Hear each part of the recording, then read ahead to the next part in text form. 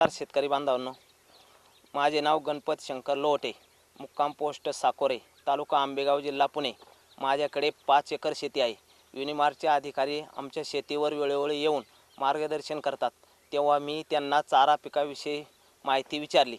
त्यांनी मला न्यूट्रीफीड ह्या आधुनिक चारा पिकाविषयी माहिती सांगितली। तेव्हा मी पण न्यूट्रीफीड चारा पीक घेऊन स्वतः 5 कापण्या केल्या।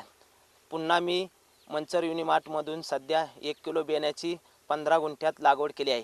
हा चारा मला 10 म्हशींसाठी पुरतो। ही लागवड मी सारा पद्धतीने फेकून केलेली आहे। 15 गुंठ्यात 1 युरिया व 15-15 एक गोण टाकून केले आहे व प्रत्येक कापणीला युरिया टाकून पाणी देत आहे। न्यूट्रीफीड हे चारा पीक म्हशींना खायला घातल्यामुळे 50% भुसा कमी केला आहे। त्यानंतर दुधामध्ये वाढ ही झाली आहे। फॅट 0.1 ने वाढली। मी हा चारा कवळा खायला घातला तरी गुरांना कोणत्याही प्रकारचा त्रास झाला नाही। हा चारा रसाळा असून पचनात हलका आहे।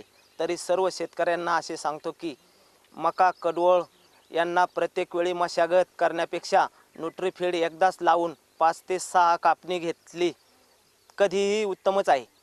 ह्या न्यूट्रीफीड आधुनिक चारा पिकाची लागवड करून आपल्या दुग्ध व्यवसायाची वाढ करावी अशी मी सर्वांना विनंती करतो। धन्यवाद।